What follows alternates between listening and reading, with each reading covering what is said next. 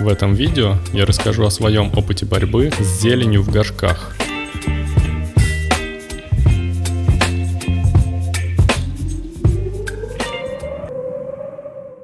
Зеленью в горшках с молодыми посевами обычно являются водоросли, аналогичные тем, что появляются в стеклянных вазах, в которых долго стоит вода, флорариумах и аквариумах. Даже когда крупным сеянцам водоросли угрозы уже не представляют, они портят внешний вид. В этом случае я просто убираю верхний слой с очагами зелени механически. Верхний слой я обычно меняю на крупный гравий. Он удерживает меньше влаги и быстрее просыхает. За счет этого водоросли на нем растут хуже. Он также нравится мне визуально. Я также экспериментировал с пропантом. Он удобен в использовании с мелкими сеянцами. Из-за его черного цвета похоже, что водоросли на нем растут хуже, чем на кварце или диатомите. Но, к сожалению, в случае с медленно растущими видами, такими как ацтекиум и бласфельдия, эти способы мне не помогли.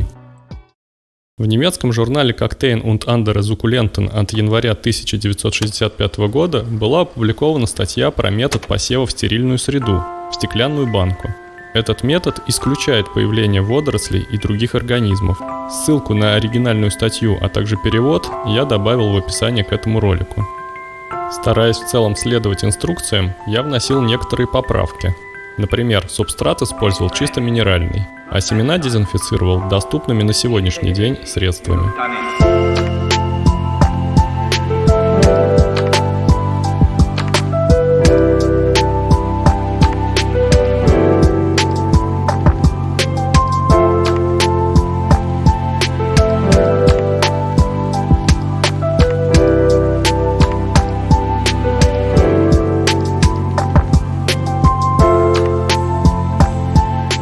Банку поставил под лампой не в самое яркое место, так как опасался сварить сеянцы.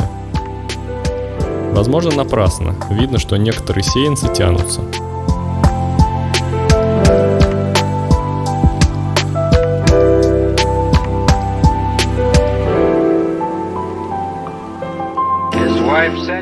С тех пор прошло более года.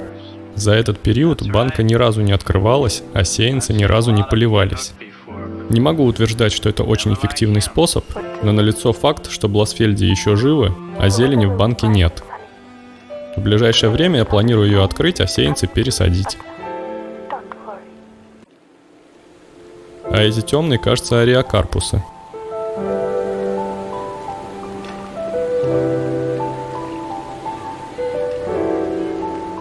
Есть еще один менее радикальный, но более доступный и, возможно, более подходящий для большинства случаев метод посева. Бэги метод. Это когда горшки с посевами размещаются в герметично закрытых пакетах. Удобнее всего использовать пакеты с зиплоком. Следующие фото не мои, но этот метод я успешно практикую. В них нет такой стерильности, как в стеклянной банке, однако несколько месяцев сеянцы могут расти вполне успешно. Наверное, стоит сказать отдельно про литопсы и другие мезимбы.